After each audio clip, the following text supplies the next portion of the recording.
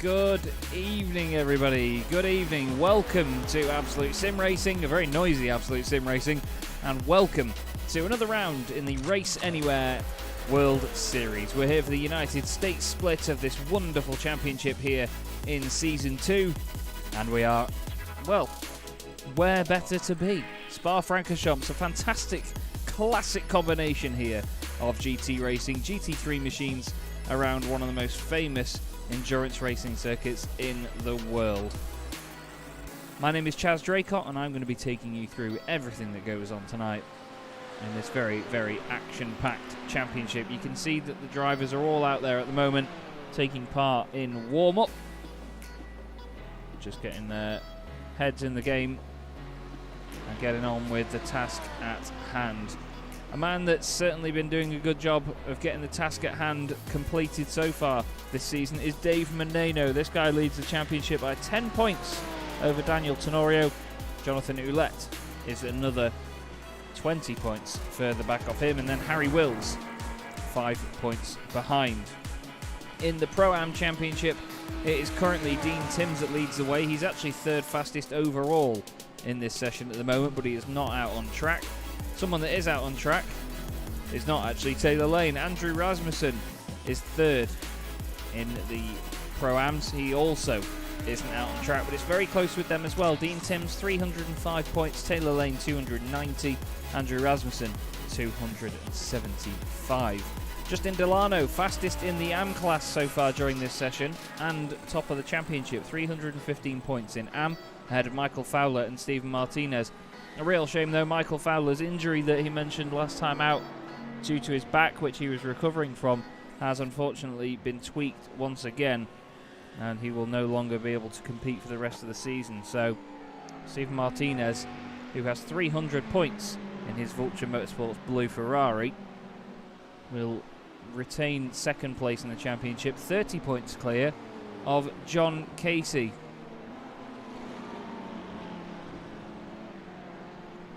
We do have another driver in the series as well, which is...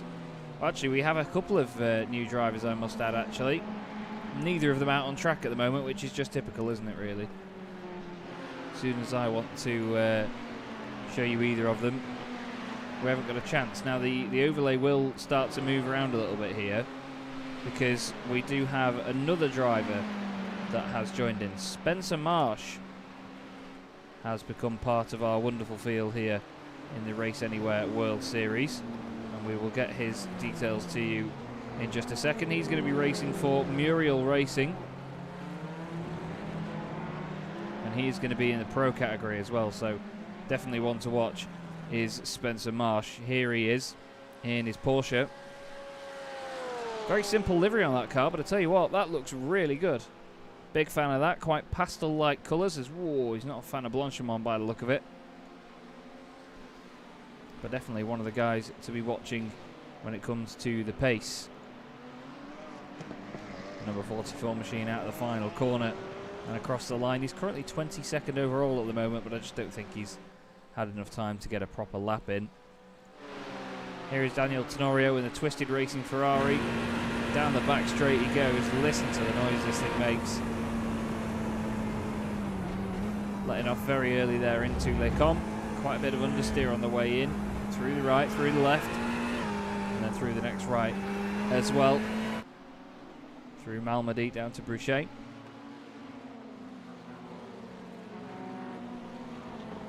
Cars always look a little bit unsettled as they come through there. Obviously it is downhill, so you're trying to brake and slow the car down at the same time as turning it in. So it is easy to just snatch a brake in there, change down at the wrong point and flip the car around. Quite a lot of reflection off the surface at the moment, as the sun is still quite low. You can see the barriers there on the right hand side. They're using the endurance pit lane here at Spa tonight. So if they do come into the pits, which they will, they're going to be driving down a long old pit lane. They go down the Grand Prix, start, finish straight around La Source, and then down the hill. Gary Brown there just going past his teammate, which is Tyler Campbell in the other FTR Esports machine, car number 3.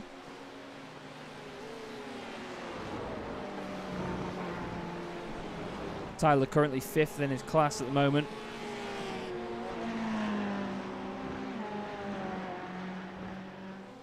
Oh, I apologise. I've just been sent a message by Thomas Fisher, and he's very rightly corrected me. It's not actually Mr. Fowler that will be that will not be racing this evening. Sorry, it's Thomas Fisher. Apologies, guys. I really do apologise. Trying to remember so many names and get them mixed up. So, of course, we do wish Thomas all the best, and of course, thank him for messaging as well. Sorry, Thomas. Really do hope to see you back out on track at some point in future, my friend. Here is Errol Eurexia in the twisted BMW M4 GT3. Car 63. Currently in the AM Championship. Errol doesn't actually have any points to his name by the look of it.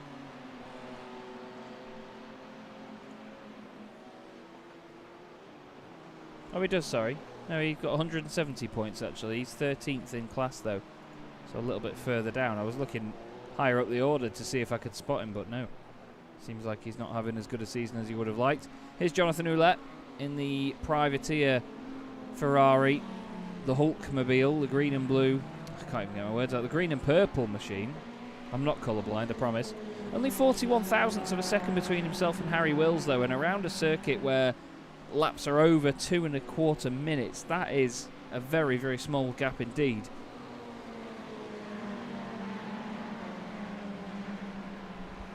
You can expect to see some half a second between a number of drivers tonight. Here's one of our new guys. Great to see another Mercedes on the grid. This is Kai Dalziel in the Eclipse Racing Esports solar car. I do love these Mercedes. Big beefy V8 up front. Listen to that thing roar. What an absolutely wonderful noise. Revving very high down the hill.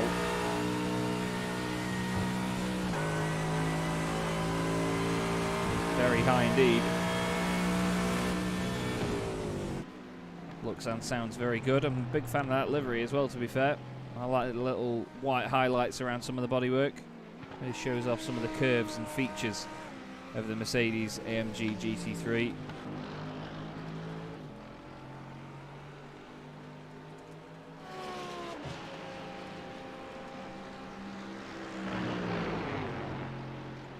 Up towards Blanchimont. Look at the speed that they pick up through here. They come rattling down to this fast left-hander. Most of the time it'll be a lift, sometimes maybe even just a dab of brakes, but you need to be very careful when you're doing that. You don't want to unsettle the car too much and throw it around, especially at high speed there.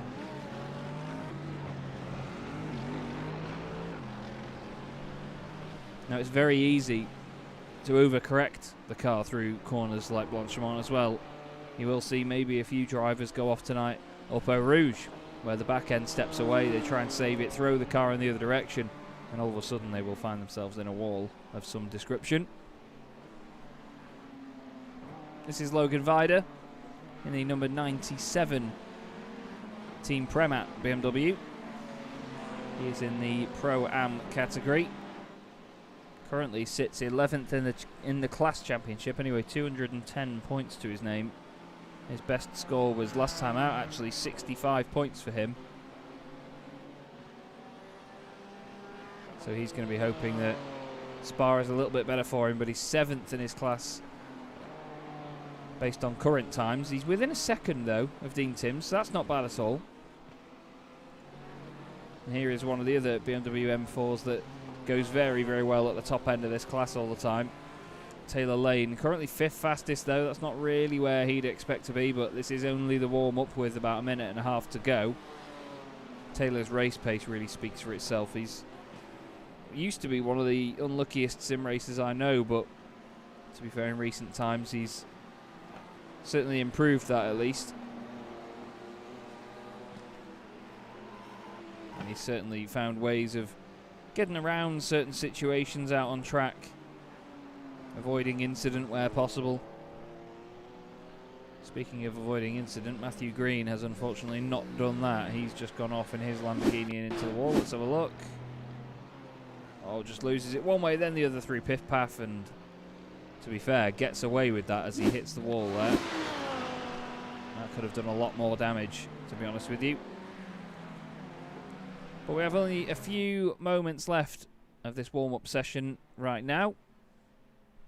Good time for me to remind you, of course, to please like the video here on Absolute Sim Racing and subscribe where possible.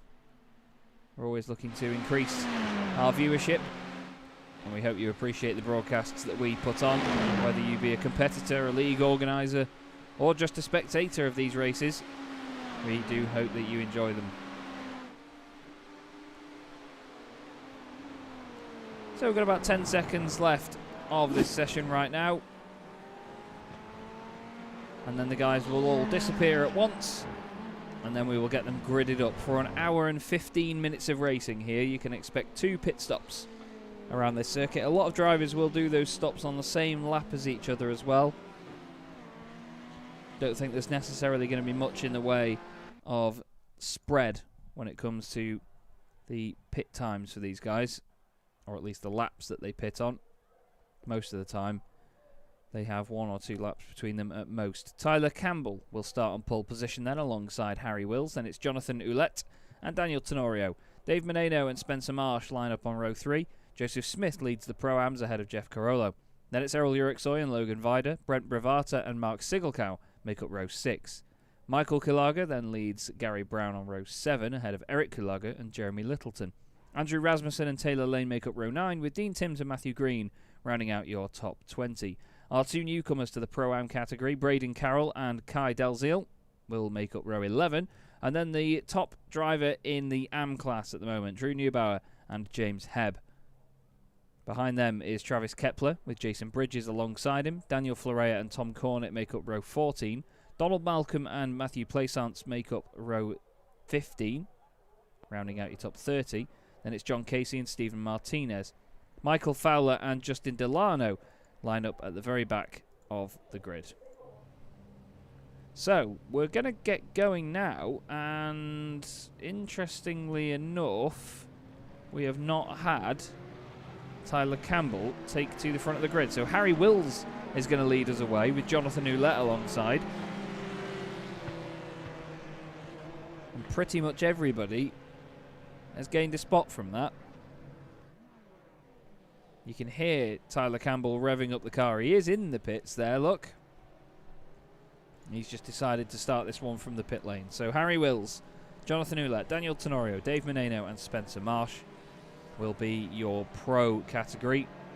Spencer, one of the very few Porsches that we see in this top group in the championship. We will then have a bit of a gap and then we will watch the Pro-Ams get things underway. But you can expect that Harry Wills isn't going to go until he gets out of La Source here. That's the Grand Prix start-finish straight that they're on now. But they will wait all the way along here. You can see a bit of weaving there from Daniel Tenorio. Harry Wills sort of saying, yeah, I can do that as well, mate. Look, needs to be careful not to hit Jonathan Ouellette there, though. Jonathan staying in a straight line. You can see the Pro-Ams in the background there as they make their way around. I think there might have been a bit of shenanigans in the final chicane. Bit of contact here between Spencer Marsh and Tenorio, as Harry Wills still hasn't gone. He's waiting, waiting, waiting. The Pro-Ams have already gone behind them here, so clearly Drew didn't get the memo, but there they go. Or is it Joseph Smith? It is Joseph Smith, isn't it? In the lead BMW. Oh, this has got messy. This has got messy, and look, Jeff Carollo says, you know what, stuff it, I'm gone. But the pros at the top of the field are definitely gone. Harry Wills, Jonathan Ouellette, Daniel Tenorio, Dave Menino and Spencer Marsh make their way. Carollo has got a huge lead now, or well, he did have, over Logan Vida, Joseph Smith, and then you've got Errol Eurexia and Mark Sigelkow behind. Wow, massive, massive impact. Massive impact for Kai Dalziel, or was it Kai? No, Kai's made it through. It was his teammate, Braden Carroll. He needs to get out of the way. He's got all the AMs coming through. James Hebb leading these guys. Oh, we've got a big crash. We've got a big crash further back. We've got cars around all over the place. Matthew Plaisance in the wall there. Donald Malcolm further up. Tom Cornett involved in an accident as well. Braden Carroll had such a monster of an incident at the top of Eau Rouge. That was a sickening impact as he got over the top of Radion. This is Harry Wills and Jonathan Ouellette fighting for the lead. Big switch over there. There could have been big contact. But these guys, a lot of faith in one another to follow that closely and not drive into each other. As whoa, Dave Menino has a big old slide, big moment there. Dave manages to hold on to it, flipping Exxon. That was a very, very close one. It can be as simple as that, and your race can be over. This is in the Pro-Ams. Unbelievably close racing from all these guys here. We're looking at Michael Kilaga in the white Ferrari on the left-hand side of his shot. He's got Kai Dalziel with him. James Hebb is off in the Rhino Motorsports machine, I believe, though. He's actually racing in Dave Menino's team. But I do need to change that, I'm afraid. In the SRT Esports car. Not quite sure what happened to James Hebb there, but we will find out. Oh, he's just lost it on his own on the way into Piff Paff. Car goes a bit too loose on the way in, and all he can do is try his best to save it. Now we need to have a quick look at what happened with the Pro-Ams here, because there was some shenanigans further back.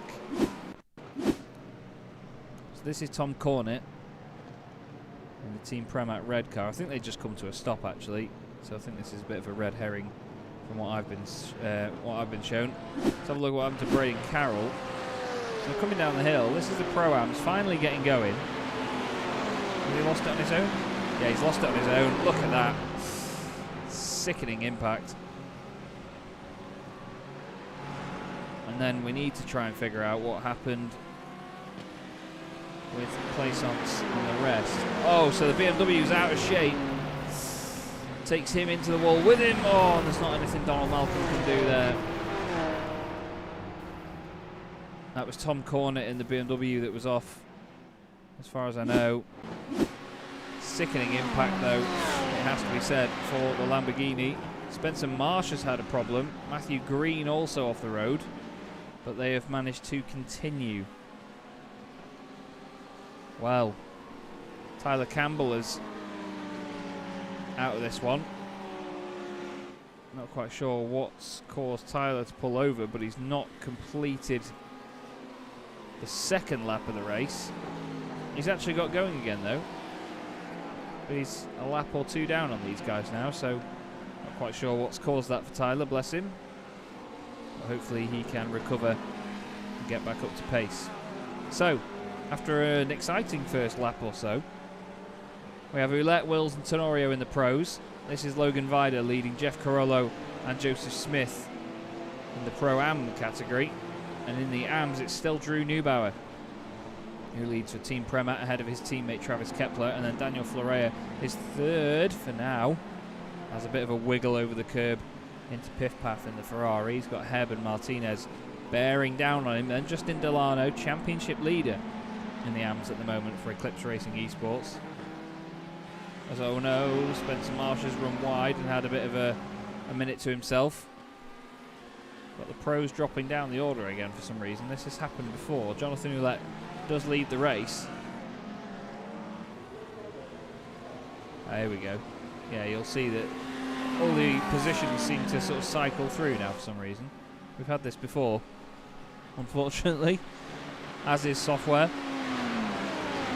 But the Hulk leads the race at the moment from Wills and Tenorio. And this is Dave Menino.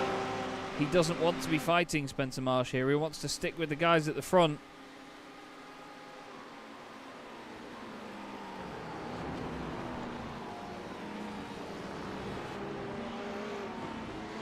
Just needs to try and break away rather than fighting. Look at all the fighting going on here as well. Further down the order, Errol Eurexia with Jeremy Littleton moving around behind him in that Martini Ferrari. Certainly pushing. Tyler Campbell has had more problems, you know. Let's have a look what's happened to Tyler. This is at Lake Com. Gone in way too hot. Off the road, and I think that's day done for Tyler. He's just decided that that's that, unfortunately.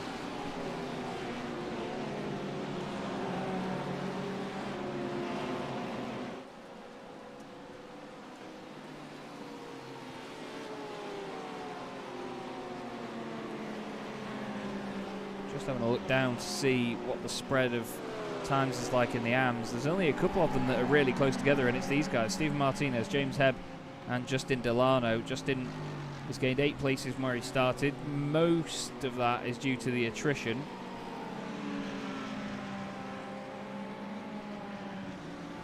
But still, Martinez 4th in the very, very pretty Vulture Motorsports blue Ferrari. He's got company, that's for sure, at the moment.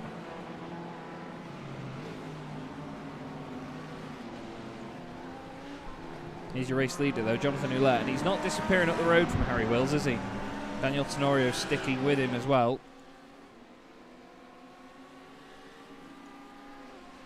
This could be a very exciting scrap for the lead at the front of the field here. 7 minutes of the way through this race.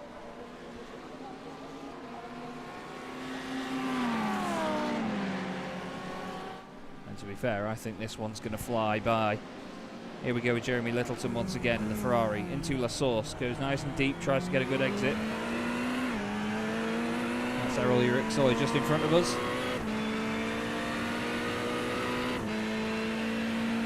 Down the hill we go. He's trying to tuck into some sort of slipstream as Harry Wills has taken the lead from Jonathan Ouellette down the back straight.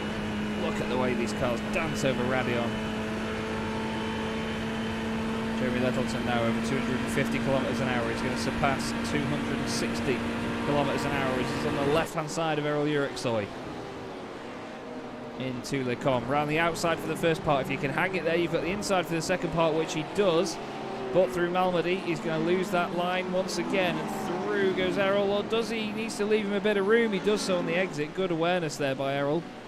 Just maybe the car understeering a little bit wide. Gary Brown's in this as well. And then you've got Andrew Rasmussen further back. Sorry, it's Taylor Lane in the BMW right at the back of this. Go on board with Taylor, get a bird's eye view of it all. Right on the back. Gary Brown has to get out of it to make sure that he doesn't make contact.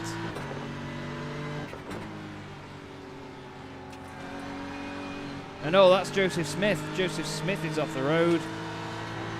Smith flying down the order. Not quite sure whether he's done this on his own, but Brent Bravata has been off the track and back on it again. Oh, Joseph just loses the back end. Oh, it goes one way then the other. Wow. That was close with Brent. Very, very close indeed. Carried on though as Joseph, so it seems like if there was any damage, it wasn't too bad. Just in front of him is Jason Bridges in the High-Side Hustlers Motorsport machine, driving in the Lewis Hamilton helmet replica livery.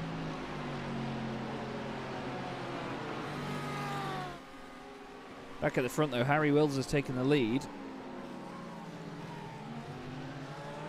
and right with him is Daniel Tenorio. Down the hill they go. Dave Menino, despite losing the slipstream earlier on in this one, has actually managed to stay with them here.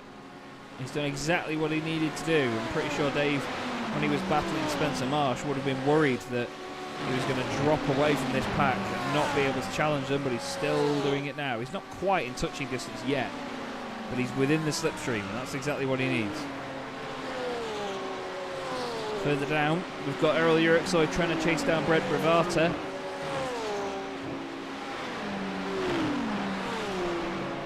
With him is Jeremy Littleton, Gary Brown and Taylor Lane. And then in the background, look at that, Andrew Rasmussen with Eric Kulaga, Michael Kulaga and Dean Timms in there. There's a bit of contact between Errol and Jeremy Littleton. And Errol goes straight on at Le Com, comes back on. Jeremy needs to be patient. Errol sort of falls back onto the track right into traffic.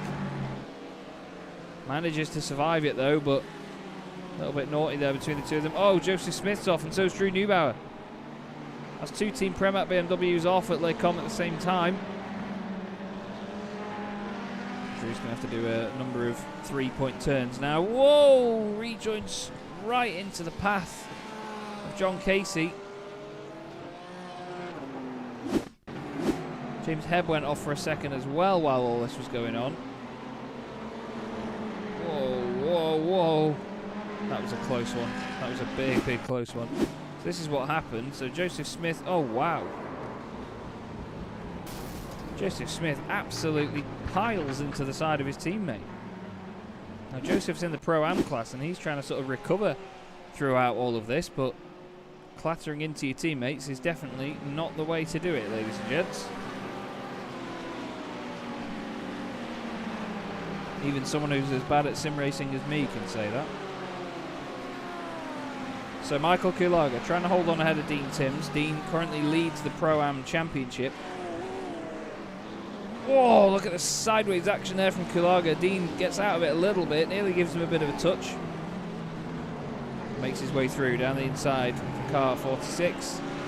And now he's going to have a little bit of clean air in front of him before he catches up with Eric Kulaga, the other Vulture Motorsports car, right in front of him. Seems like we can't keep our fan club at bay tonight in the YouTube chat either. Now, Harry Wills, much like Jonathan Ouellette, has not been able to bolt away from the front of the pack here. He's not managed to open up any sort of clean air. Drew Neubauer has got a bit of clean air to himself, I think. He's gone off the track again. Let's have a look here. Into the final chicane. Oh, just loops it a little bit on the brakes. It's easy to do. It's such an inviting couple of corners. The Vostok chicane. You really want to send the car in, chuck it in hard, use all of the lock. But sometimes the car's just going that little bit too fast to go in there. And because of the sudden change in the sort of height of the corner, the way it undulates upwards, it sort of unloads the front end. And oh, hello, who was that flying off the road? One of the BMWs there going for a ride. I think that was Errol Eurexia, it was. He's just being overtaken now by Eric Kulaga. Or is he? Eric tries it round the outside, and then he's got the inside for the second part of the chicane. Lovely stuff. Andrew Rasmussen hasn't got so much pressure on him at this point.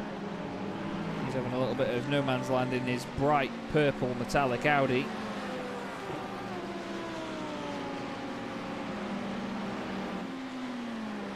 But at the front, Harry Wills leads this little quartet. And what a quartet it is at the moment. 5 pro drivers continue to take part in the race.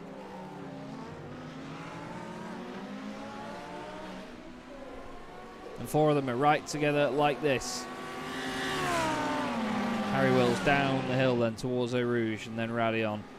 One of the most famous corners in the world, of course. Massive changes coming its way soon.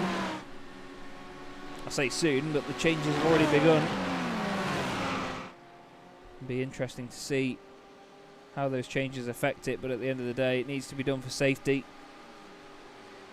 Now, it sounded to me like somebody in this quartet was dipping the clutch quite a lot there and doing some pretty extravagant fuel saving. As the overlay decides that it just wants to randomly reload itself, thank you. But yeah, there was some hefty fuel saving going on there by somebody. I wouldn't be surprised if it was Dave Menino at the back in that Lamborghini. He's done a lot of it before. As, oh no, we've got a big, big accident further back. Gary Brown's off the road. This is at Lake Com. Dean Timms and Eric Kulaga involved in that. Dean Timms is around. Comes back on. Near the apex though. Driver's trying to get around him. Oh no. Who was that? Oh my lord, it's very messy through there. Let's have a look at what happened here. So Dean Timms, Gary Brown involved. So Gary loses it. Oh, and I think Dean got clouted. Yeah, Dean's been hit. Dean's been hit by somebody here. Oh, Dean has gone flying into the back of Kulaga. And then as he gets going again, let's have a look at this from the chopper cam. See, the thing is, you've got all that runoff and all that grass and everything behind you. You don't need to join the track there. BMW bounces off the wall. Great avoidance by the Vulture Motorsports Ferrari. And then, oh, it's questionable rejoin again from one of the BMWs. But it's easy for me to sit here and say that, though, because when you're in the moment, it's so difficult to judge what's going on around you. Drew Neubauer has one moment one way, then the other, then the other. It's gone around, and it's into the wall, unfortunately. I think he's carried on, though, despite the damage, as... Oh, loops it again in getting going. But Dean Timms now down in 14th place in his class. He will not be happy with that.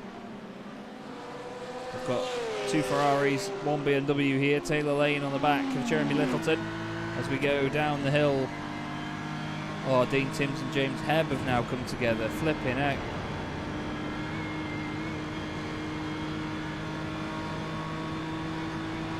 We'll have to have a look at this in a sec, but look at the Ferrari disappear up the road there. Jeremy Littleton gets a great run on Brett Bravata. Nothing Taylor Lane can do. Littleton looks down the inside, but to no avail. This is what happened with Dean Timms and James Hebb. Whoa, Hebb's gone straight on. Back into the chicane, and I'm afraid Dean has turned across the front of him there.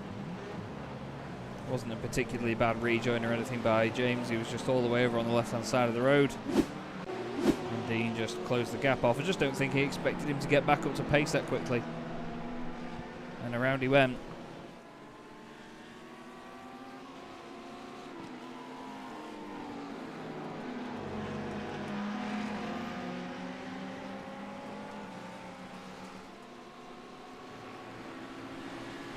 Now then, the fastest lap of the race so far, by the look of it, was done by Dave Menino, a 2:16.47.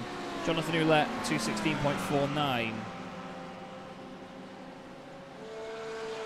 So very close when it comes to their best times, and very close when it comes to their position on the road. Here is the wonderful flocked dashboard of the Lamborghini Huracan GT3 Evo. Not to forget that massive 5.2 litre V10 behind us.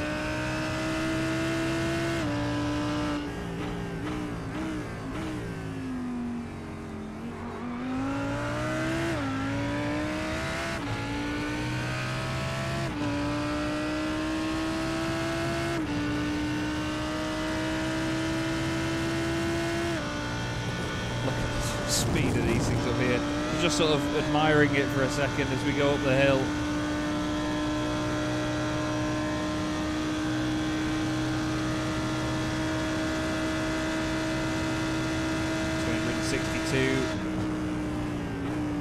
Wow, high speed down the Campbell straight, but in watching that, Daniel Tenorio was really closed up on the back of Jonathan Ouellette. These Ferraris seem to have some proper poke in a straight line, especially when they're in the slipstream. They seem to utilise it very, very well indeed.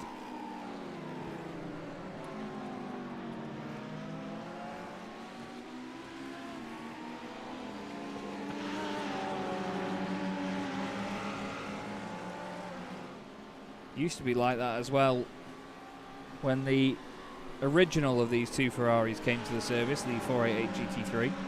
This is the Evo version of the car, but when the first version came to the sim, it was ridiculously fast in a straight line. I remember doing a GT3 championship where we raced at Le Mans, and if you were in a Ferrari, well, you were a pretty happy driver because you could just breeze past everything else that went near you.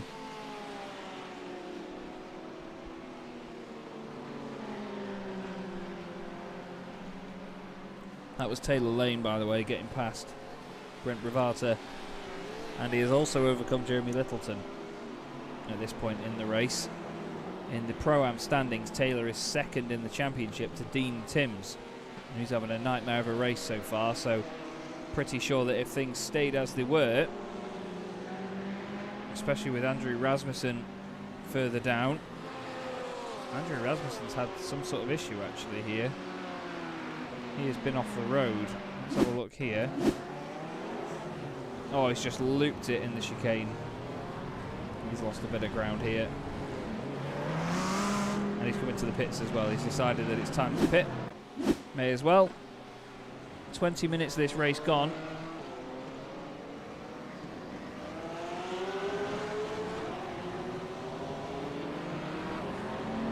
Taylor Lane is looking good to take the championship lead at the moment. Here's Michael Fowler, who I said wasn't racing tonight, but he's definitely racing tonight.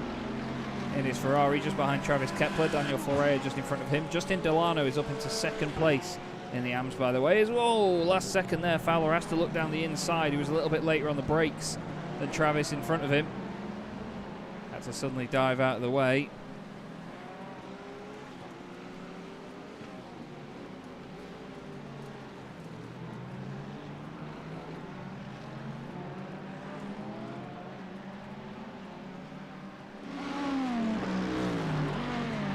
Chase now. Michael all over the back of that big beefy BMW. Up we go now. Watch this for well, I was going to say watch this Ferrari, but it's all over the shop. Up into 6th gear, and there you go. The slipstream coming into effect. The natural high speed of the Ferrari coming into effect. He can't quite do anything. They've both gone a little bit hot into Lake On though, and Travis has gone straight on. Travis is on the grass. Michael gives him room. Oh, Travis has looped it. Oh, Travis just lights up the rears a little bit too prematurely. Get it? Prematurely. And he loses a bit of ground because of that. There's Dean Timms looking to now take advantage as well. Is Dean going to go down the inside? No, he's not. I thought he was just going to drill him then. Jeff Carollo's around.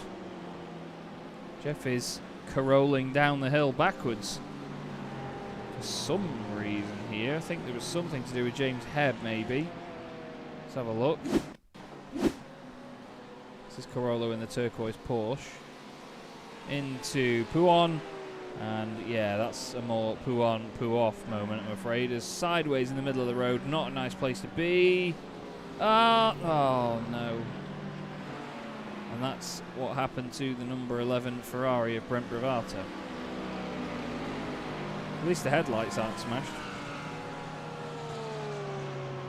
Not really sure what Jeff could have done there, because you would expect cars to go around the outside of you because they'd be running wide and keeping the pace up, but at the same time the racing line was the inside.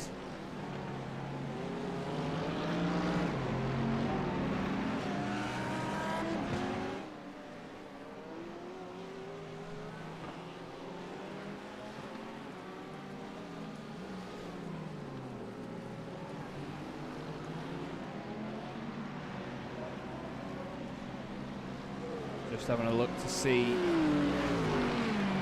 roughly whether... No, it doesn't look like they could salvage much from there in terms of championship points, really. Taylor Lane now up to 3rd. Mark Sigelkow. I've not seen much of Mark.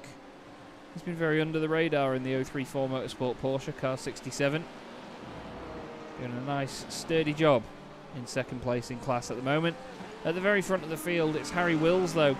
In the Audi, he's not even a second ahead of Jonathan Ouellette so far, but 24 minutes done, and the first pit stops will surely be around the corner very soon.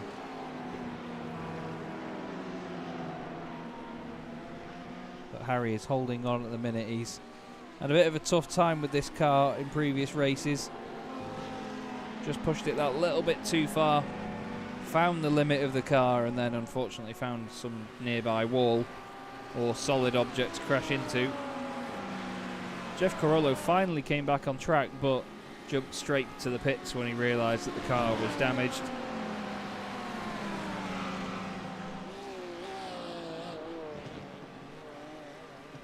So it looks like Jeff's race is done. Let's have a look at how our newcomers are getting on. Kai Dalziel is P11 after gaining 11 spots. He's got a bit of damage on the front left of his Mercedes there. He's still pushing on. We lost his teammate Braden Carroll a few corners in after that sickening impact at the top of Radion in the Lamborghini. This is Spencer Marsh. Excuse me. Very much on his own right now, actually. There's no car behind him on the straight. There's no car in front of him. He's got 11 seconds to Dave Menino ahead and 7 seconds behind to Logan Vida. So a nice easy drive at the moment for Spencer Marsh. He's at least going to get some points though if he finishes in 5th. He may be at the bottom of the class, obviously if you discount Tyler Campbell, who is out of the race. But Spencer on his way to some points at least.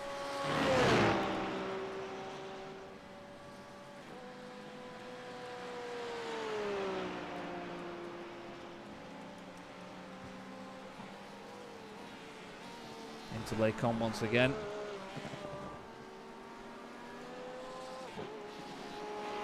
Through one way, then the other. I really do like the livery on that car. Good looking bit of kit, that. This is good looking as well. This battle between Dave Menino and Daniel Tenorio. Down the hill they go into Pouhon once again. After both running very wide through Jackie Ick's corner. Used to be No Name. And look at that. Jonathan Ouellette has got past Harry Wills. He's gone and taken the race lead. As one way then the other they go. Bit of curb, bit of dust right on the limit here. But car 2 has taken P1 and car 1 has dropped to P2. How long for though? Harry's really pushing now. Look at that. He tucks the car into the inside. He's on the right. He's going to be on the outside for Blanchimont, but that can sometimes mean that you carry more speed around here. I don't think he's going to keep the overlap though. No, Jonathan Ouellette slots back in front. Oh, wow, that's close as they go through there.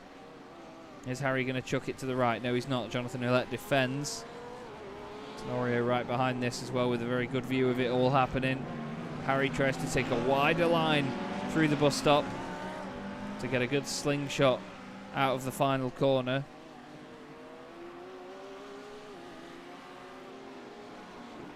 Into La Source once again. Great to see that this top 4 are stuck together though. Spencer Marsh coming into the pits.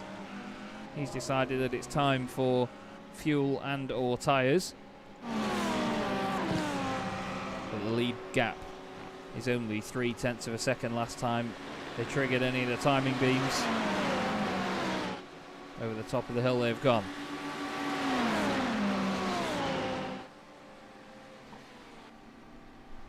Look at Harry moving around to the right hand side as they got onto the straight and now all over to the left.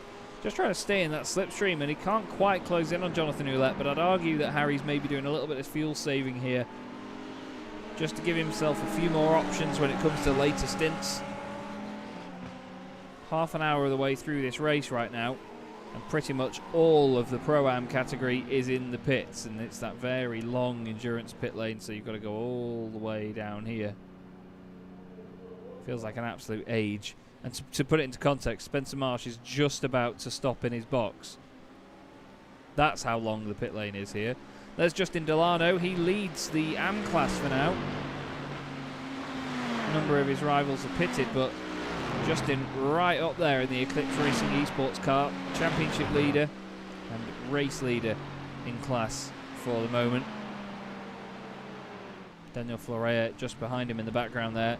And Travis Kepler as well in the Team Premat Red BMW. A pair of them coming down the back straight. That is Joseph Smith just behind. Love the gold wheels. Joseph had huge contact with his teammate earlier on, which he will not be too pleased with.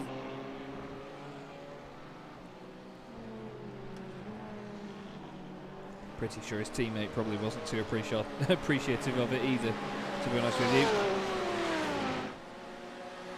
Got Spartan Clan in the chat saying let's see how many podium positions Twisted can get. We'll have to see. We've got 2 of them in the form of Harry Wills and Daniel Tenorio right now. And to be fair, if Jonathan Ouellette is using a Twisted livery, just in different colours, on his Hulk machine. Got 1 Twisted car on the AM podium for now, and in Pro-Am we've got none.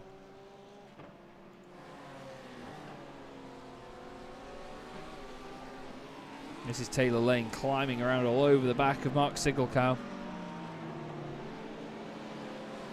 And they've got Andrew Rasmussen in the very subtle chrome purple Audi R8 just behind. It's not like that car's loud enough without looking at it. Down the hill into Pouhon. Very tricky corner. I always had a lot of issues here when I raced the Audi. Look at Taylor though, trying to make some moves now on the Porsche. Oh, a bit of a blink in and out there for Sigelkow. That's not going to fill Taylor with confidence, I can tell you that for free. Oh, Joseph Smith has had a nightmare here. What's happened to Joseph? All the way to Blanchimont. Oh, that looks like a hardware failure. That is some sort of hardware failure, that, I'm afraid. Hardware or software. And he's pulled over, and that is the end of his race. He's jumped straight back to the pits anyway. We've got a number of AM drivers pitting now, so that's Going to shake up the order for those lot. Daniel Florea takes the overall race lead for a sec, while James Hebb goes for a bit of a spin, I imagine. No, he's just slowed it down a lot into the pits, and it's basically thought that he'd come to a stop, so it told me he'd crashed. Now, Dave Menino leads the pro drivers that have pitted. He's about half a second ahead of Jonathan Ouellette, and then there's quite the gap back to Daniel Tenorio and Harry Wills. At least a gap much bigger than any that we've seen between these guys so far.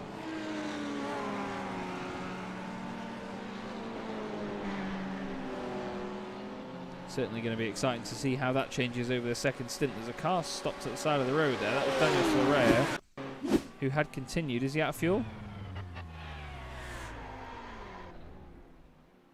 Yeah, he's out of fuel. Daniel Florea has unfortunately overdone it by a lap on fuel. Now Taylor Lane's around the outside into Lake Com. That's going to give him the inside to the second part of the chicane. Lovely stuff by Taylor Lane. You've got to love a bit of that. Moves up to second place in class. He's some 6 seconds off Logan Vida, though. Big difference between the two. But Taylor has the pace to close him down, I'm pretty sure. Logan, as mentioned earlier on, has a lot of work to do in the Pro-Am Championship. He's currently 11th on 210 points. So he really needs to get himself up there.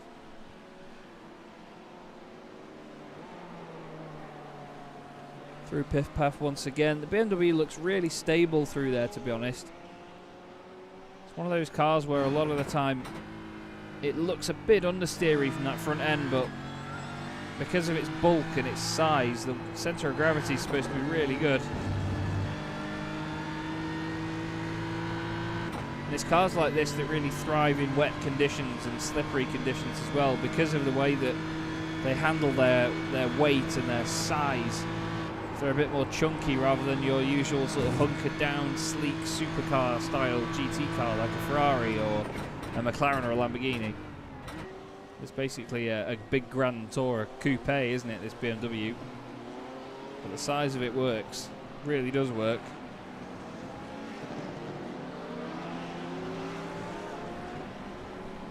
Here's another one working at the moment. Errol Eurexia chasing down Eric Kulaga in the Vulture Motorsports Ferrari. Out of the final corner, there you go.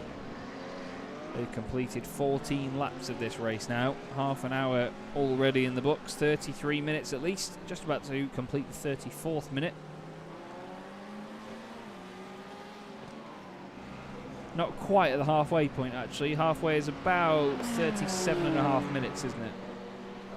If I can do the maths properly. It's 2 AM here in the UK, so please forgive me if my maths is off.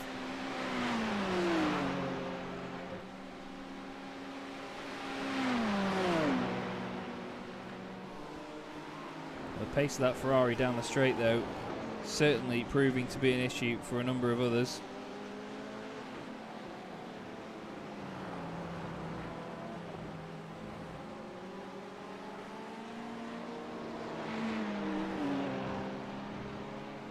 Again, just the way that the car behaves, it looks so much more stable than everything else.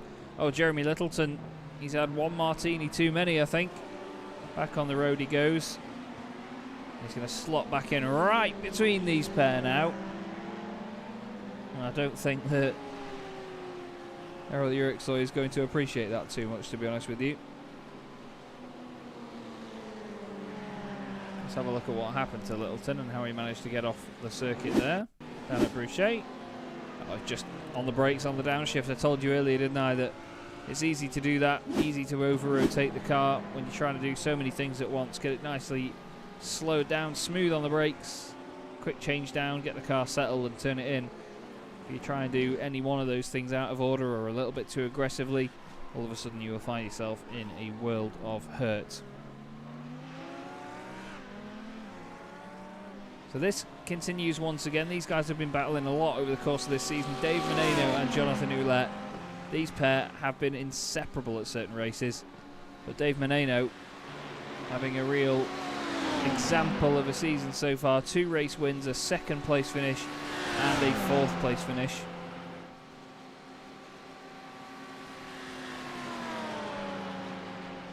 Sorry, a 5th place finish actually in the first round. But since then, he's not been lower than 2nd. Daniel Tenorio won the last round in the pro class. And Jonathan Ouellette won the very first one after a horrible disconnect for Dave Meneno. What we would attribute to being a mechanical failure, of course, here in the sim racing world. But judged on just pure pace alone, these two are definitely the guys to beat as this campaign unravels piece by piece. And Spa-Francorchamps is one very, very big piece to the puzzle, isn't it? We're already at round 5 out of 10, so we're halfway through the season.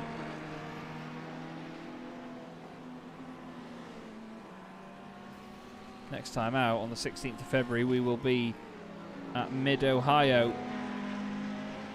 A very underrated circuit, if you ask me. Really looking forward to seeing these GT3 cars there. Massive challenge again, a lot of undulation.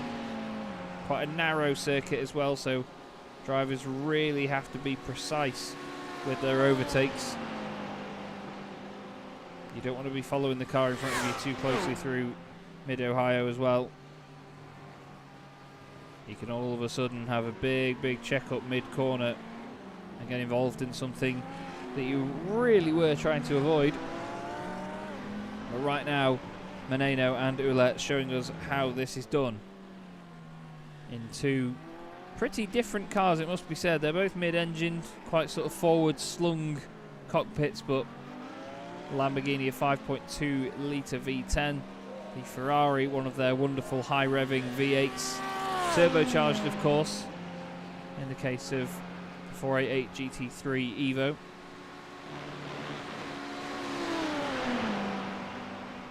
Back down the straight once again we go then. Look at this, 250 kilometres an hour already.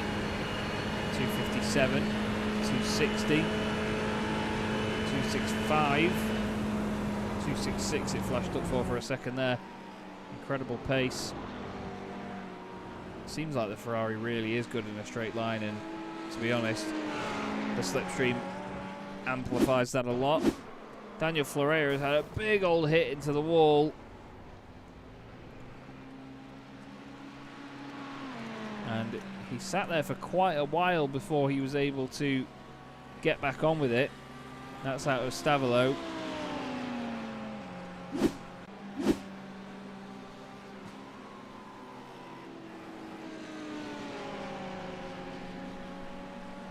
Jonathan Ouellette, though, he's just going to be waiting, I think, maybe doing a bit of fuel saving just to see what he can do later on in the race. Donald Malcolm's had an off as well, just clips the gravel on the exit, and he also sat for quite a while before getting going once again. Our two leaders just coming through that part of the circuit now as well.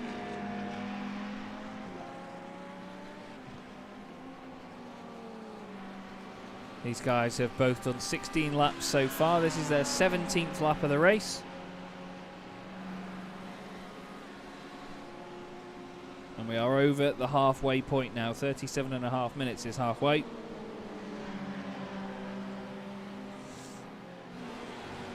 there's still a number of battles up and down the order that are very much undecided. Errol Eurexia at the back of this little trio here with Jeremy Littleton and Eric Kularga just in front of him.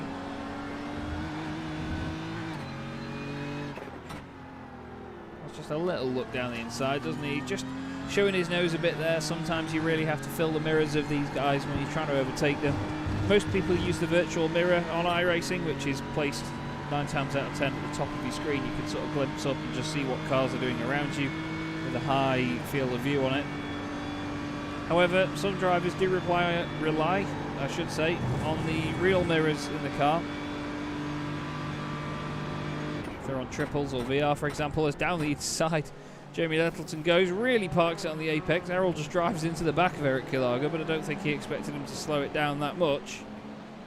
But fair play Jeremy Littleton. Put it down the inside. He may have parked it for a sec, but he's entitled to do that, I suppose.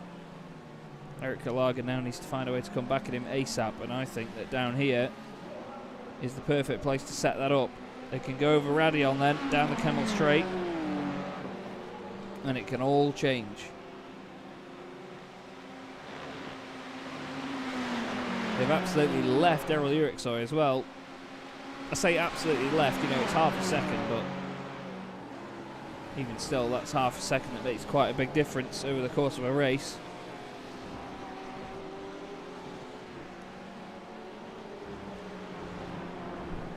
Into Lacon once again for the 18th time. Eric Kilagos. Oh, there's a car off there. There's two cars off. Travis Kepler was off the road. Sorry, Jason Bridges was showing us off the road as well, but just at the same time. Let's have a look at what happens to Travis. Just a bit too hot until they come. And biff into the wall. It's quite a big hit. It holds the brakes though, make sure that it doesn't roll back onto the track. You have to praise that, to be fair. Now here is Justin Delano, second in class. Michael Fowler right behind him, but leading the AM class at the moment is this guy, Stephen Martinez for Vulture Motorsports Blue. Oh, the car pulled over at the side of the road there. Travis Kepler. Travis has been off the track and then back on it again. What's happened here? Now we can't see his wheel to see whether there's anything majorly wrong, but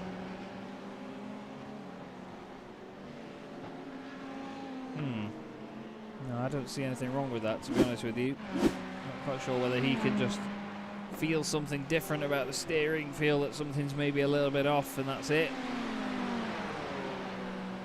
Still. The race continues though. The show must go on. Motorsport waits for no man. Dave Menino into the pits, interesting timing. 42 minutes of the race complete. Maybe Dave going for a shorter stint here in the middle to try and force his opponent's hands.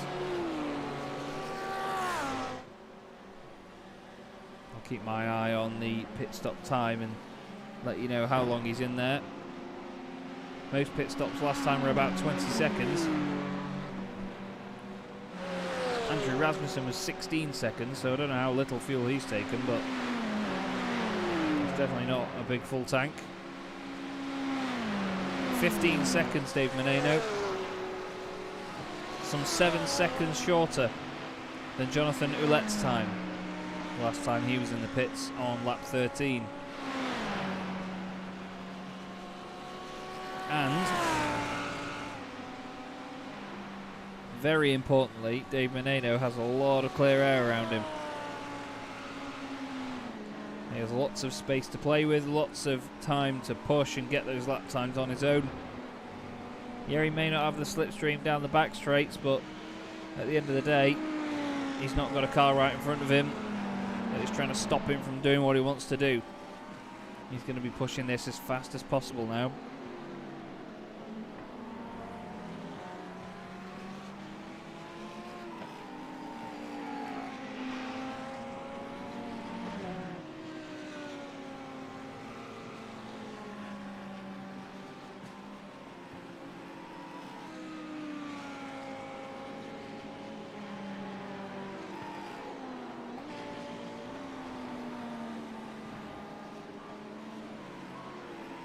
Sorry, just having a bit of a connection-based issue here. It's not affecting the stream by the look of it, but just having a little bit of a connection issue at this side.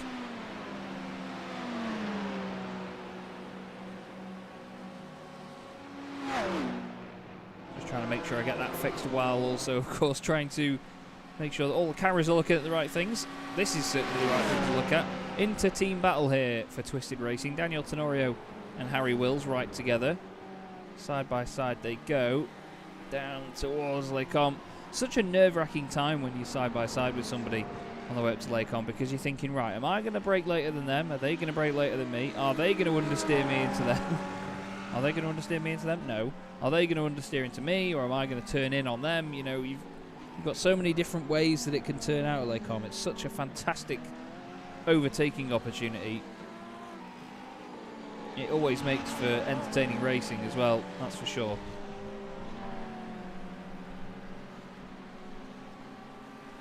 But Daniel Tenorio very much in third place now as Harry Wills gets through and starts to disappear already.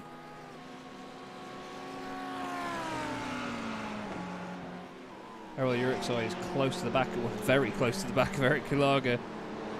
That Vulture Ferrari doesn't look like it's going anywhere, does it?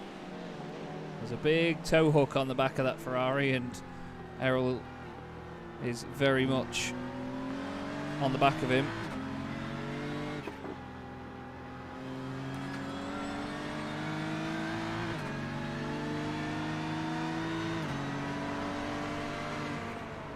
Down the hill we go. Nice and smoothly on the brakes as wide we go. Errol Eurexia trying to carry a little bit too much pace through there for his own good.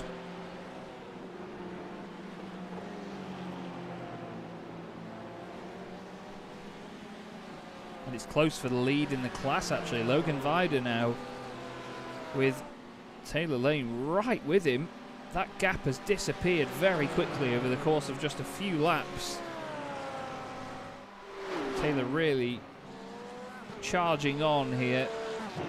Certainly wants to put his stamp on the championship and say, look, I am taking this championship lead. The only reason Taylor isn't in the championship lead, really, you have to argue, is that he didn't race in the first round. He's second in the championship right now, with only Dean Timms in front of him. And Dean has competed in every race so far this season, and Taylor hasn't. It's been very impressive by the fiercely forward driver, especially as these races take place between 1 and 3 AM in the UK, but from being in a racing team with Taylor before, I can tell you he's definitely a night owl. As we all often do become in the world of sim racing. It's very easy to get distracted and go down a rabbit hole and stay up all night, isn't it?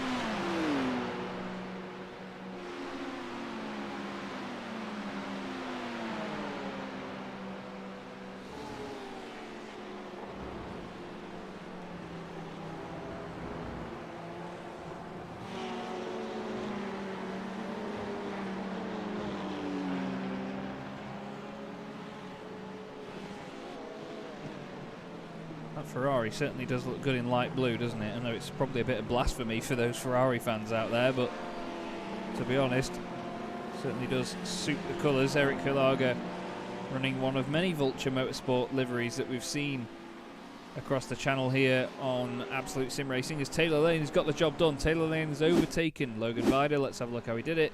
Carries loads of speed around the outside of Pouon. Looks down the inside into the chicane. Lovely stuff. Nicely played by Taylor Lane. One BMW overcomes another, and now he leads the class. 5th place overall as well is Taylor right now. Dave Menino has pitted a lot earlier here, hasn't he? Look how much time he's actually lost. He's down in 14th place because of that pit stop, but you've got to think now, surely he is absolutely flying. I mean, lap time wise, he did a 2:17.6 last time round. Jonathan Ouellette did a 2:17.6. Harry Wills did a 2:17.0, so if anything, Harry's the guy to beat right now. That Audi going very well around here.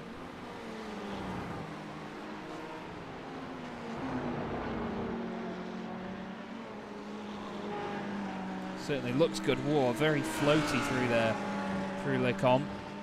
Chucks it to the left and the right. The back end wants to just slide away from him ever so slowly. But he's sort of taking Daniel Tenorio with him here, isn't he? He's not disappearing completely up the road. He's just opened up a bit of a gap, and Daniel is able to stay slightly in touch. Taylor Lane and Dean Timms both in the pits on the Pro-Ams. We still have Stephen Martinez leading your AM category.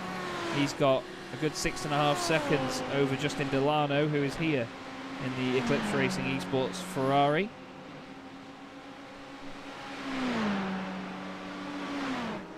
Back onto the Campbell straight once again. The connection issue seems to have sorted itself out now, by the way. I was having the odd little drop here and there, but it doesn't seem to be actually dropping me any frames, so apologies if it did affect the stream in any way, but at my end it didn't seem like it had. And here's Andrew Rasmussen making a lot of noise behind Michael Kulaga.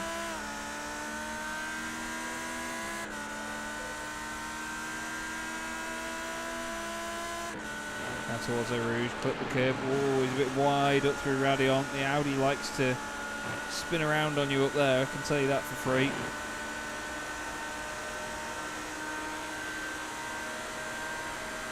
It's certainly not a car that is a fan of high-speed stuff.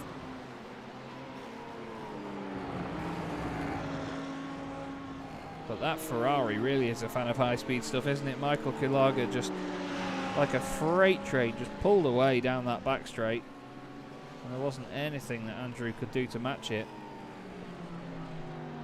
Andrew's really got to outdo him in the twisty stuff here by the look of it.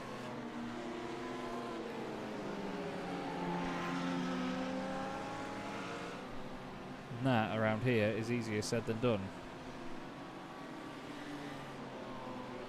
It looks like we've got a number of cars out of the race at the moment. Travis Kepler, Joseph Smith is out, Jeff Carollo as well, Drew Neubauer and Tyler Campbell, the retirements from the race.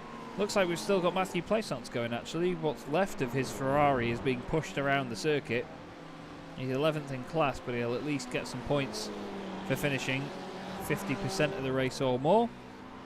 Oh, we've got a car off and around, and it's Brent Bravata. Brent's put the number 11 Ferrari in the wall.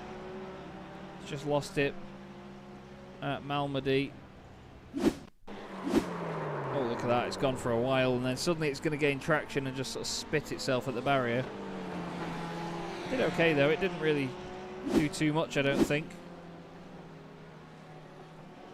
You can look at the front of it and assess the situation, but yeah, it doesn't look like there's particularly been any heavy knocks on the front of it to ruin the aero or anything else.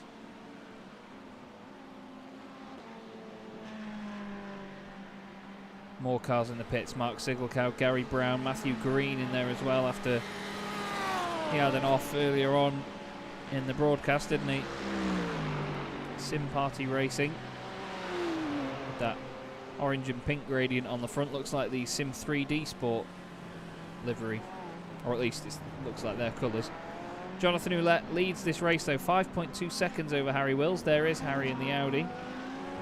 But where will Dave Menino come out when all of this filters back in? When these guys pit as well, I'm very excited to see where Dave works his way in, because his strategy calls have been fantastic so far this season. And I hope that we're going to be treated to another one that shows us just how it should be done. This is a battle between three cars right now. Mark Sigelkow chasing down Andrew Rasmussen and Michael Kulaga. Three very good looking cars as well, it must be said. But right now, Michael Kulaga wants a bit of breathing room over these boys. He doesn't want all of this attention with them chasing him down.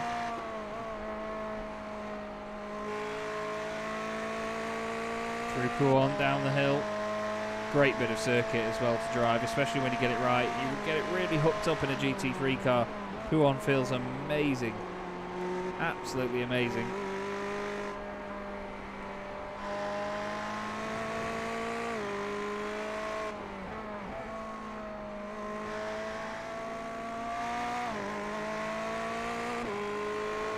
Great shot back here from the Vulture Motorsport Ferrari. You can see a bit of the damage there in the left rear, but you can also see the spec nap on this car with the shiny stars on the side of it.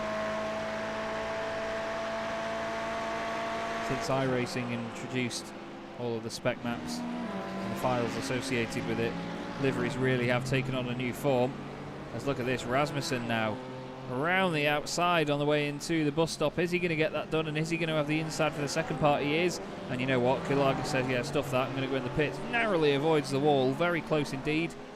But with about 25 minutes of this race left to go. Sorry, 20 minutes of this race left to go. Michael Kulaga will make his final stop.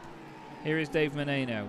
SRT Esports number 5 Lamborghini is P5 at the moment. Pit stop times have been around 1.5 minutes. Dave Menino, as of right now, is 1 minute and 4 seconds off Jonathan Ouellette. But those guys will be able to take much less fuel when it comes to their pit stops. But is it going to be that much less fuel? We'll have to see. We're going to find out very soon, though, because Daniel Tenorio is in. And you'll see here just how far they have to go down this pit lane. They've got the Grand Prix straight pit lane here along the top. And we'll go on board with Daniel Tenorio and just show you. We've not looked at this yet, but you get the usual pretty tricky pit exit here at Spa, but then it tightens up, look. There's these huge concrete barriers. And then you're on the limiter all the way down the hill. Get a bit of a right-left here. And then in you go. Does feel like it takes forever. And here's Dave Menino now coming into or out of the bus stop. Marsh is in as well. Spencer Marsh, Logan Vida, Jeremy Littleton. Quite the pit party going on. Daniel Tenorio is in his box. When is he going to get going? Keeping my eye on it. He's going now. Daniel Tenorio has got moving. There is Menino going through, though. Dave has done it. Dave is going to fly up over the top of the hill and past Daniel Tenorio. Certainly showing that his strategies do work once again. But how will that stay to the end of the race? The next question is going to be, what's Jonathan Ouellette going to do? Where is this guy going to end up slotting into this field? That Ferrari looks fantastic, doesn't it? Screaming its way down towards Blanchimont. Certainly a good looking car to look at. Now, does he hug it to the right? Yes, he does. Into the pits, then comes your race leader. Let's see what his pit entry's like. Nice and safe. Nice and safe. Harry Wills is also into the pits. You heard that beautiful 5.2 litre V10 engine in his Audi R8 there. Same engine that goes into these Lamborghinis. One way then the other for Dave Menino through the chicane. Nice and smooth. Always looks like he's a very smooth driver, does Dave. He's been very humble to speak to as well as the championship has gone on. You never know, we might be able to have another chat with him tonight if all goes well here. But Harry Wills and Jonathan Ouellette both into the pits. They're still not even in their box. But let's put this into context then. Daniel Tenorio, who we saw come out of the pits not long ago, was in his box for 14 seconds. Errol Eurexia in as well from the Pro-Am lead. Jonathan Ouellette is in his box now. Now 14 seconds for Daniel Tenorio. Let's see what it is. It's 10, 11, 12, 13, 14, 15 seconds for Jonathan Ouellette. I expect Dave Menino to... Actually, no. Dave's at the top of the hill. I don't think it's going to be enough here to get past Jonathan Ouellette. Definitely not. Jonathan gets cracking at the top of Radion and gets up to speed, whereas Menino, here he is, coming up Rouge and Radion. He's going to go past Harry Wills, is he? Harry's just on the right. He makes it through, but Harry's going to have some slipstream from him, which is going to help him stay with him. But there is Jonathan Ouellette, so Jonathan holds on to the race lead. We're just about to hit an hour now. There we go, 15 minutes left of this race. And that is not long at all when you're dealing with Spa-Francorchamps. But Dave Menino up into second ahead of Harry Wills and then Daniel Tenorio. Can he stay there? This is Logan Vida with Andrew Rasmussen and Mark Sigelkow right behind him. Mark gets very close to the back of the Audi. On board we go with a very noisy Porsche, although Mark's having a few issues of his own, it seems.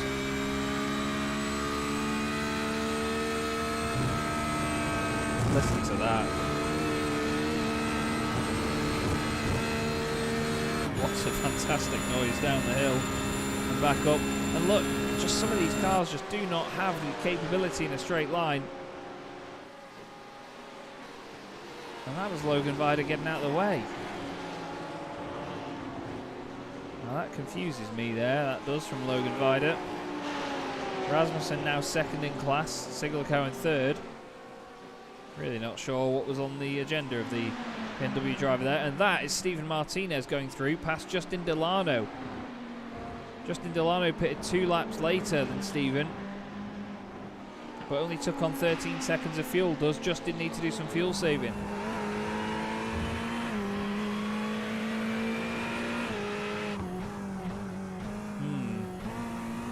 Doesn't sound like it from on board initially. Needs to do some tyre saving though. That's quite a lot of lock to put on through there.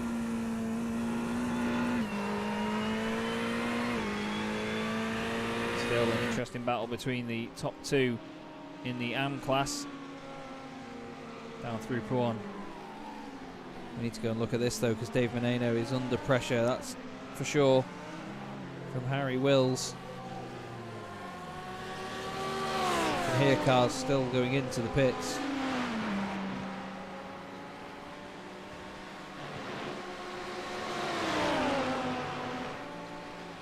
And yes, indeed, Phantom Zero. The fan club has been popping in and out all evening. We have to keep them at bay. We can't sign autographs quickly enough. Harry Wills can't get past Dave Menino quickly enough. Look at him. Down the inside he goes, and the Lamborghini is relegated to 3rd position. But for how long? Dave is a very clever racer. He will know exactly what he needs to do if he wants to get back in front. So too will Justin Delano, championship leader in the AM class at the moment. I think he just came out of the pits last time round, so that's why. It was actually last time he came out of the pits, so he was just getting the car dialed in again, getting back up to pace before he started having a bit of a battle with Stephen Martinez. Through La Source they go and down the hill. I love the old start finish straight down the hill there.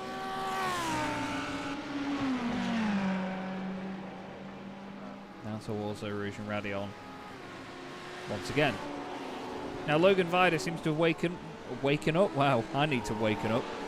Logan Vida has definitely woken up a bit here, because he's all of a sudden back with Mark Sigurdsson, although I say that and the gap just opens up and that's that. Oh, Spencer Marsh. Spencer Marsh has had an issue at Puan. Gets going again. Gives Muriel a little bit of a spin and away he goes.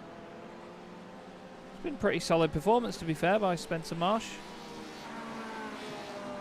It's not an easy class to just jump into and crack on with, but he's certainly proven that he's got the capability to match up with some of these guys up here. This is Justin Delano though, with a bit of a mission on his hands right now, and a wobbly Ferrari on his hands it seems. On the way to Puan, he's having to make some little corrections there.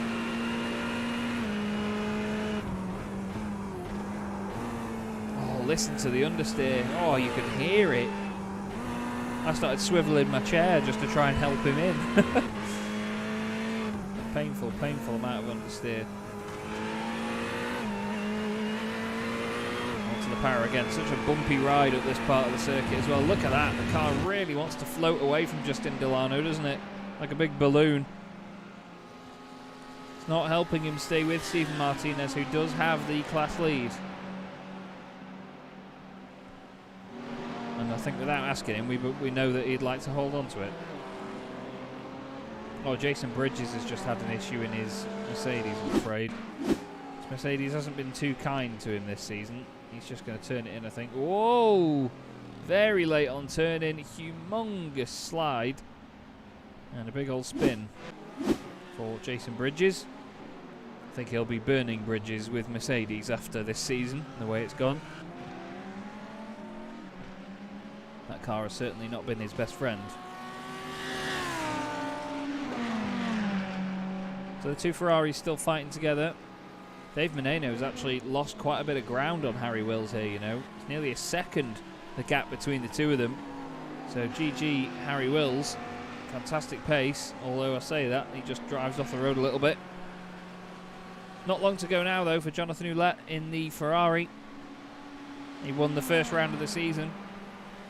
And he's looking to make it 2 wins for car 2. 2 P1s for car 2. There's not really many puns you can make about that, or any. But still, the Hulk has smashed this one through the bus stop. Nothing pedestrian about that. Nice and smooth on the exit. Now that's Spencer Marsh and Taylor Lane, and this is actually a battle for position. Not in class, but overall. So Taylor right with the latter of the pro drivers.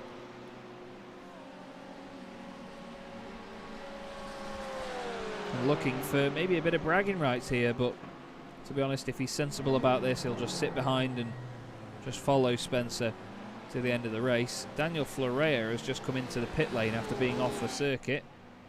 Oh, it looks like big damage to that car, although I think it had quite a lot of damage previously. Whoa, whoa, whoa, yeah, something's definitely gone wrong there. So Daniel Florea, the car is not handling. It's just not handling. I was going to say it's not handling how he wants, but it's not handling how anybody would want. So this is Spencer.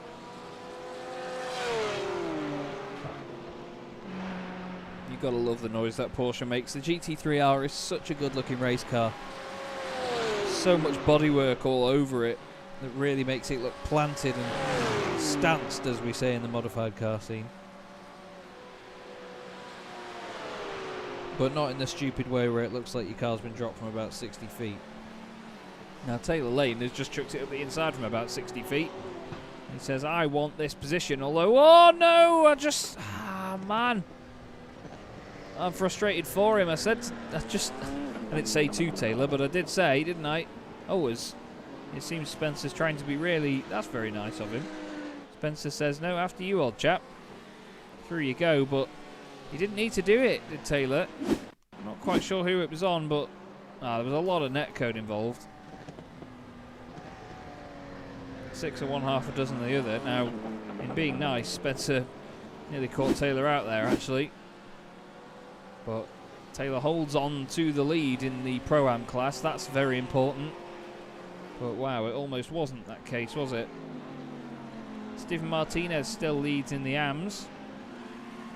But he's only got 0.7 of a second behind him to Justin Delano.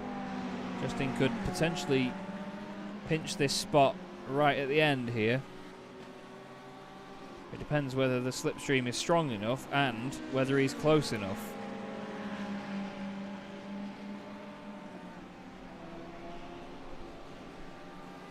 But as they're both in Ferraris, they're both well evenly matched. Just about to hit 1 hour and 9 minutes. So 6 minutes of this race left to go. I'd say 3 laps. I mean, to be fair, Jonathan's a third of the way around this lap. So maybe another 2 laps after this one.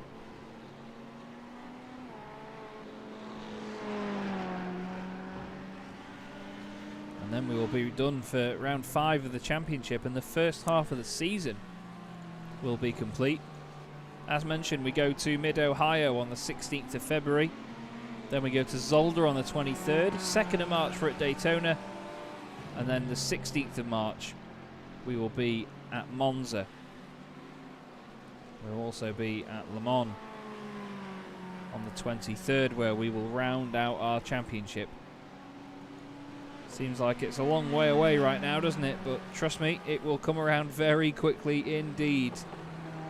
Just last night I was broadcasting my own series, which I announced at the start of December, and it felt like about 2 weeks later, and here we are already in February.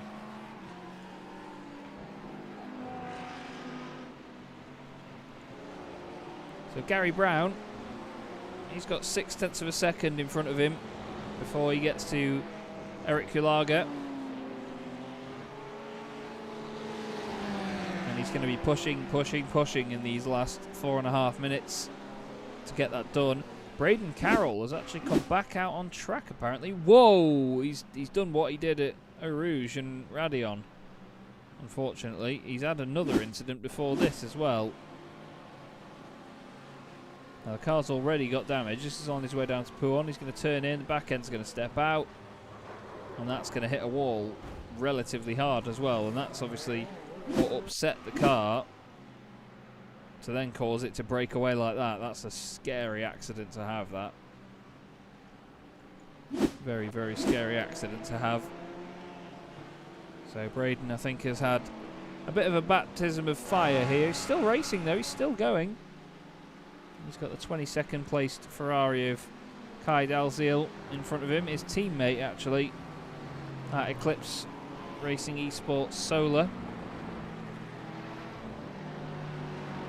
They're going to be hoping for a much more enjoyable sort of secondary introduction to the championship at Mid-Ohio, I imagine. Eric Kulaga and Gary Brown still stuck together for 7th and 8th in their class. Gary is right with us, isn't he? Lights up the rears a little bit out of the chicane.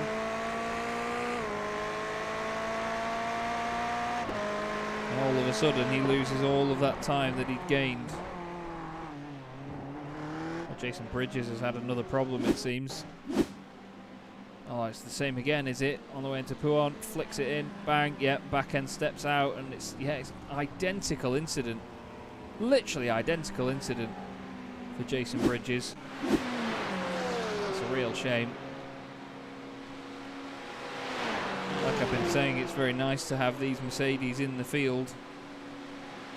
Need more of them, if you ask me.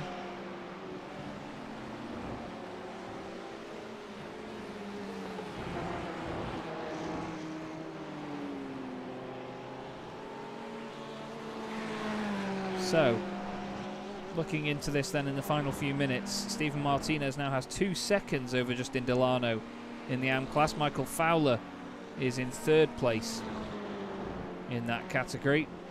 3rd in Pro-Ams is Mark Sigelkow. He's got 1.6 seconds back to Logan Vida. Andrew Rasmussen is 3 seconds up the road. Taylor Lane another 3 seconds in his BMW. Dave Menino holds on to 3rd place at the moment in the Pros, with Harry Wills just in front of him. And then Jonathan Ouellette is 3.6 seconds clear of these guys. So it's not massively spread out, really. It's stayed pretty compact and close together.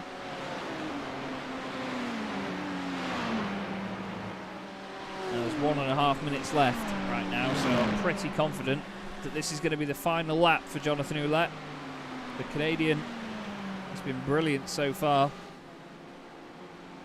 He's only got one more tour of the circuit to go. We'll go on board with him for a second. You can just see the control one way through Lecom, chuck the car the other way, manage the weight transfer through Malmedy, down the hill into Bruchet.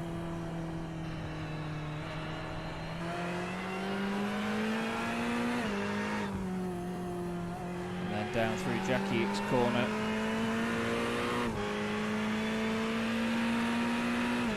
And then to Puon. Long double left apex. Hard onto the power, don't clip the curve on either side too hard, and then into the Fagnes chicane, of course, also known as Piff Path.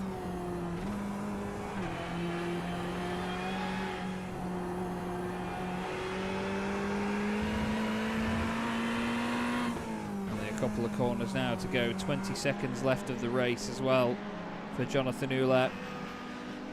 As I mentioned earlier, he won the very first race of the season after a technical. Hello, there was something going on there. I think Daniel Florea just had a. Daniel Florea's put it in the wall.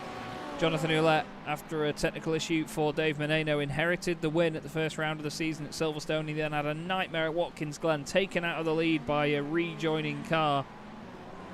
But tonight he has been supreme. Fantastic performance. And a well-deserved win for Jonathan Ouellette. The Canadian takes the victory. Very, very pleased with himself. Humongous wiggles down the straight to show how happy he is. Harry Wills with a great second place. He needed that after a very tough start to the season.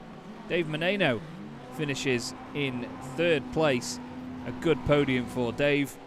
And again, some big championship points to help him on his campaign.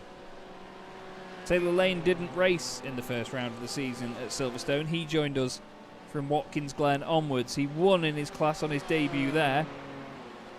And since then, he has been fantastic. Last time out he won as well, and he's going to do it for a third time this season right now. Hard onto the brakes, into the bus stop. He's already flashing the lights, and this man continues to move fiercely forward. Taylor Lane, brilliant stuff, takes another class win. Andrew Rasmussen kept him honest though until the end. He's going to take second place in his class. Mark Sigelkow rounds out your Pro-Am podium. And then just behind, there he goes. Stephen Martinez has opened up the gap even more to Justin Delano. It's 2.2 seconds right now. And the Vulture Motorsports Blue Ferrari is going to take the win here at Spa-Francorchamps. Justin Delano finishes in second place for Eclipse Racing Esports, and Michael Fowler is going to get a Twisted Racing Ferrari on the AM podium. A nice tidy race that, to be honest. A few incidents early on, but still very entertaining all the way through. Apologies if there were any issues partway through that one. Just had a little bit of a connection blip, which I've been having at this sort of time of night for some reason quite recently. Taylor Lane doing some donuts to celebrate his result. We still have a few cars, I think, to cross the line. Michael Kulaga for Vulture Motorsports is yet to finish the lap. I think after that, though, we are all good. I'm not quite sure. John Casey has another lap to complete. But there goes Michael Kulaga. We'll have to see whether John Casey needs to complete his lap. I'm pretty sure that he does. It seems like quite a slow in lap. Yes, he doesn't have to complete it. So we'll grab your results now then, and we'll go through them a class at a time. Jonathan Ouellette wins the race outright and in the pro class, 3 seconds clear of Harry Wills by the time they crossed the line. Dave Meneno finishes in third position, more points for him, 8.5 seconds off the eventual race winner. Daniel Tenorio finishes fourth to try and keep him honest in the championship, with Spencer Marsh finishing on his debut in 5th place. Tyler Campbell, though, actually retired early on. In the Pro-Am category, though, Taylor Lane takes another commanding victory. Andrew Rasmussen, great second place for Andrew in the very, very rash Audi. Then it's Mark Sigelkow in the Porsche, finishes in 3rd place, 6.7 seconds down from race leader, not bad at all.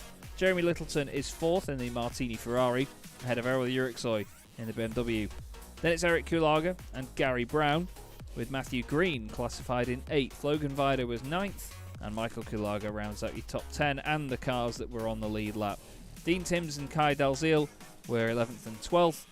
Braden Carroll eventually does finish the race 13th, albeit 13 laps down. Brent Bravata, Joseph Smith and Jeff Carollo were classified, however, 16, 19 and 22 laps down. And finally, last but not least, our AM class. Once again, quite spread out. Stephen Martinez takes the win, 2.1 seconds clear of Justin Delano. Michael Fowler finishes 3rd, and then the cars that were a lap down were James Hebb and John Casey. 2 laps down were Jason Bridges and Daniel Florea. Tom Cornick was 3 laps down, Donald Malcolm 4 laps down, and then Matthew Plaisance 14 laps down, Travis Kepler 15 laps down, and Drew Neubauer retired early on. So, let's grab some of our drivers for a quick chat, because some of them have had some wonderful, wonderful evenings tonight. The first of which is the man that eventually took the win in the AM category this evening. Stephen Martinez joins me in the booth.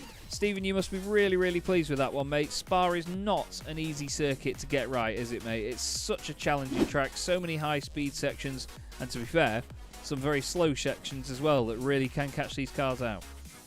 Yeah, I mean, it was challenging for us whenever we did our first 24 with it, but I think that kind of helped us last year.